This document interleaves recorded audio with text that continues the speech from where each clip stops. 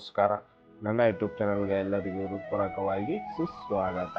ಇವತ್ತಿನ ಶ್ಲೋಕ 21ನೇ ಶ್ಲೋಕ ಆಗಿರುತ್ತೆ. ಇವತ್ತಿನ ಶ್ಲೋಕ ಹೇಳುತ್ತೆ, ನಮ್ಮ ಆಸೆಗಳು ಮನಸ್ಸನ್ನು ಯಾವ ಥರ ಹತೋಟಿನಲ್ಲಿ ಇಟ್ಕೊಳ್ಬೇಕು ಮತ್ತು ನಮ್ಮ ದುರಾಸೆಯಿಂದ ಏನೆಲ್ಲ ಆಗುತ್ತೆ ಮತ್ತು ಆಸೆಗಳಂತ ಬಂದಾಗ ನಾವು ಏನೇನೆಲ್ಲ ಆಸೆ ಪಡ್ತೀವಿ ಮತ್ತು ದುರಾಸೆ ಅಂತ ಬಂದಾಗ ಏನೇನೆಲ್ಲ ದುರಾಸೆ ಪಡ್ತೀವಿ ಅನ್ನೋದು ಈ ಶ್ಲೋಕದ ಅರ್ಥ ಆಗಿರುತ್ತೆ. ಮತ್ತು ನಾವು ಈ ಶ್ಲೋಕ ಹೇಳುತ್ತೆ, ಈ ಜೀವನದಲ್ಲಿ ನೀವು ಏನೇನಾಗಲಿ ಒಂದು ಬಯಸ್ತೀರಾ ಅಂದರೆ, ಆಸೆ ಪಡ್ತೀರಾ ಅಂದರೆ ಅದನ್ನು ಮಿತಿಯಾಗಿ ಬಯಸಿ ತಗೊಳ್ಳಿ. ಎದಕ್ಕಂದರೆ ದುರಾಸೆಯಿಂದ ನಿಮ್ಮ ನೆಮ್ಮದಿ ಹಾಳಾಗುತ್ತೆ ಮತ್ತು ನಿಮ್ಮ ಸುತ್ತಮುತ್ತಲಿನ ಒತ್ತಡಗಳು ಹೆಚ್ಚಾಗುತ್ತೆ.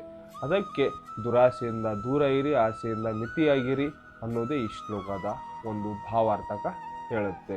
ಹಾಗಾಗಿ ಈ 21ನೇ ಶ್ಲೋಕ ನಿಮ್ಮ ಜೀವನದ ಒಂದು ಭಾಗವಾಗಿ ಅಳವಡಿಸ್ಕೊಳ್ಳುತ್ತೀರಾ ಅಂತ ನಾನು ಭಾವಿಸ್ತೀನಿ. ಮತ್ತು ಇವತ್ತಿನ 21ನೇ ಶ್ಲೋಕ ಒಂದು ಐತಿಹಾಸಿಕ ಶ್ಲೋಕ ಆಗಿರುತ್ತೆ. ಹಾಗಾಗಿ ಇವತ್ತಿನ ಶ್ಲೋಕವನ್ನು ಸಂಪೂರ್ಣವಾಗಿ ನೋಡಿ. ಮತ್ತು ಇವತ್ತಿನ ಶ್ಲೋಕ ಒಂದು ಒಳ್ಳೆಯ ಉದ್ದೇಶಪೂರ್ವಕವಾಗಿ ಶ್ಲೋಕ ಆಗಿದೆ. ಹಾಗಾಗಿ ಈ ಶ್ಲೋಕವನ್ನು ಸಂಪೂರ್ಣವಾಗಿ ನೋಡಿ ಅಂತ ನಾನು ಭಾವಿಸ್ತೀನಿ. ಮತ್ತು ನನ್ನ ಚಾನಲನ್ನು ಸಬ್ಸ್ಕ್ರೈಬ್ ಮಾಡಿಲ್ಲ ಅಂದರೆ ಸಬ್ಸ್ಕ್ರೈಬ್ ಮಾಡಿ. ಬನ್ನಿ, ಈ ಶ್ಲೋಕ ಏನಿದೆ ಮತ್ತು ಆ ಶ್ಲೋಕದಿಂದ ನಾವೇನೇನೆಲ್ಲ ಕಲಿತೀವಿ ಅನ್ನೋದು ಈ ಶ್ಲೋಕದಿಂದ ಕಲಿಯೋಣ ಮತ್ತು ತಿಳ್ಕೊಳ್ಳೋಣ. ಬನ್ನಿ, 21ನೇ ಶ್ಲೋಕ ಏನು ಹೇಳುತ್ತೆ ಅಂತ ತಿಳ್ಕೊಳ್ಳೋಣ. 21ನೇ ಶ್ಲೋಕ ಹೇಳುತ್ತೆ, ನಿರಾಶ್ಯತ ಚಿತ್ತಮಂ ತ್ಯಕ್ತ ಸರ್ವ ಪರಿಗ್ರಹಂ ಶರೀರಂ ಕೇವಲಂ ಕರ್ಮ ಕುರಣ್ಯ ಪೂರ್ತಿ ಕಲಿಷ್ಠಂ. ಇದರ ಅರ್ಥ, ಹೇಗೆ ತಿಳುವಳಿಕೆ ಉಳ್ಳ ಮನುಷ್ಯನು ಮನಸ್ಸು ಮತ್ತು ಬುದ್ಧಿಯನ್ನು ಸಂಪೂರ್ಣವಾಗಿ ನಿಯಂತ್ರಣದಲ್ಲಿಟ್ಟುಕೊಂಡು ಕರ್ಮ ಮಾಡುತ್ತಾನೆ, ತನಗೆ ಸೇರಿದ ಸ್ವತ್ತಿನ ವಿಷಯದಲ್ಲಿ ತಾನೇ ಒಡೆಯನೆಂಬ ಭಾವನವನ್ನು ಸಂಪೂರ್ಣವಾಗಿ ಬಿಟ್ಟು ಬಿಡುತ್ತಾನೆ ಮತ್ತು ಶರೀರ ರಕ್ಷಣೆಗೆ ಬೇಕಾದಷ್ಟು ಕರ್ಮವನ್ನು ಮಾತ್ರ ಮಾಡುತ್ತಾನೆ.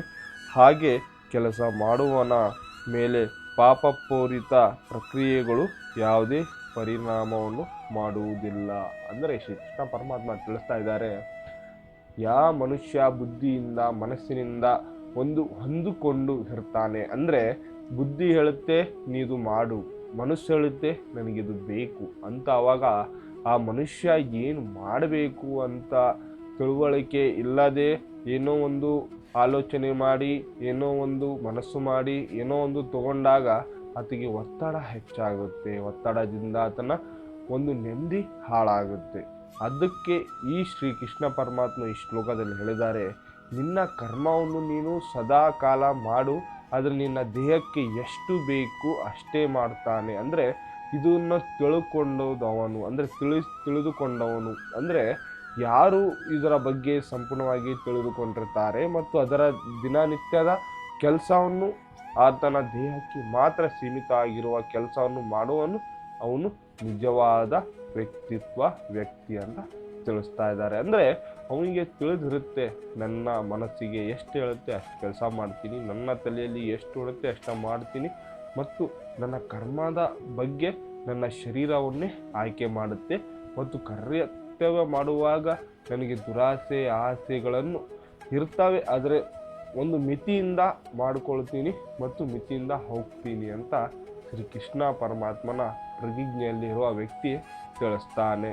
ಹಾಗೆ ಮತ್ತು ನಮ್ಮ ಆಸೆಗಳು ಅಂತ ಬಂದಾಗ ನಾವು ಎಲ್ಲ ಏನೋ ಒಂದು ವಸ್ತುಗಳು ಆಗಲಿ ನೋಡ್ತೀವಿ, ಏನೋ ಒಂದು ದಿನಚರಿತ್ರೆಯಲ್ಲಿ ಒಂದು ಒಳ್ಳೆ ವಿಚಾರಗಳು ಮಾತಾಡ್ತೀವಿ, ಏನೋ ಒಂದು ನೋಡಿದಾಗ ನಮಗೆ ಆಸೆ ಬರುತ್ತೆ, ನಮ್ಮ ಕಡೆ ಇಲ್ವಲ್ಲ, ನಮ್ಮ ಕಡೆ ಅದನ್ನು ಮಿತಿಯಿಂದ ಇರಬೇಕಾಗುತ್ತೆ. ಮಿತಿಯಿಂದ ಇದ್ದರೆ ನಮ್ಮ ಜೀವನವನ್ನು ಒಂದು ಒಳ್ಳೆಯ ಉದ್ದೇಶದಿಂದ ಇರಬೇಕಾಗುತ್ತೆ. ಶ್ರೀಕೃಷ್ಣ ಪರಮಾತ್ಮ ಒಂದು ಒಳ್ಳೆಯ ಸಂದೇಶ ಕೊಟ್ಟಿದ್ದಾರೆ. ಏನಂದರೆ, ಇಲ್ಲಿ ಇರುವುದು ಆಸ್ತಿ ಅಂತಸ್ತು ಏನಿದೆ ಅದು ನಿನ್ನ ಒಡೆಯನ್ನು ಅಲ್ಲ, ಅಂದರೆ ನೀನು ಅದಕ್ಕೆ ಮಾಲೀಕನ ಅಲ್ಲ, ಸೇವಕ ಅಷ್ಟೇ. ಅಂದರೆ ನೀನು ತೊಗೊಂಡಿದೆಯಾ, ನೀನು ಮಾಡಿದೆಯಾ, ಆದರೆ ನೀನು ಇಲ್ಲಿಗೆ ನಿನ್ನ ದೇಹದಲ್ಲಿ ಆತ್ಮ ಇರುವವರೆಗೂ ಅಷ್ಟೇ ನೀನು ಇದಕ್ಕೆ ಮಾಲೀಕ. ಆದಮೇಲೆ ಇದಕ್ಕೆ ನೀ ಯಾವುದಕ್ಕೂ ಸಮಾನವನು ಅಲ್ಲ. ಅಂದರೆ ಶ್ರೀಕೃಷ್ಣ ಪರಮಾತ್ಮ ಇದನ್ನು ಯಾವ ರೀತಿ ಹೇಳಿದ್ದಾರೆ ಅಂದರೆ, ನಾವು ನಂಬೋಕೆ ಆಗಲ್ಲ, ಆ ರೀತಿಯಿಂದ ತಿಳಿಸಿದ್ದಾರೆ. ಮತ್ತು ಅವರು ಹೇಳೋ ಪ್ರಕಾರ ಇಲ್ಲಿನ ಏನು ನೀನು ತಗೊಳ್ಳೋಕೆ ಆಗಲ್ಲ, ನಿನ್ನ ದೇಹ ಮಾತ್ರ ನೀನು ತಗೊಂಡು ಹೋಗ್ತೀಯ, ಆಗ ಮಾತ್ರ ನಿನಗೆ ಒಂದು ಮನವರಿಕೆ ಆಗುತ್ತೆ.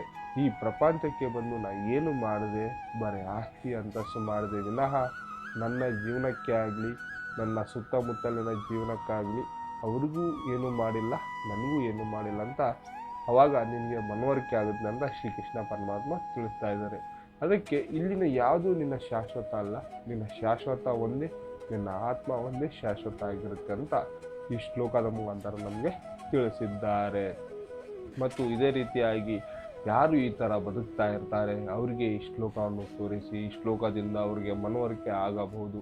ಹಾಗಾಗಿ ಈ ಶ್ಲೋಕ ನಿಮಗೆ ಒಂದು ಒಳ್ಳೆ ಉದ್ದೇಶದಿಂದ, ಒಳ್ಳೆ ಉನ್ನತದಿಂದ ನೀವು ಕೇಳಿದ್ದೀರಾ ಮತ್ತು ಈ ಶ್ಲೋಕ ನಿಮಗೆ ಸಂಪೂರ್ಣವಾಗಿ ಅರ್ಥ ಆಗಿದೆ ಅಂತ ನಾನು ಭಾವಿಸ್ತೀನಿ.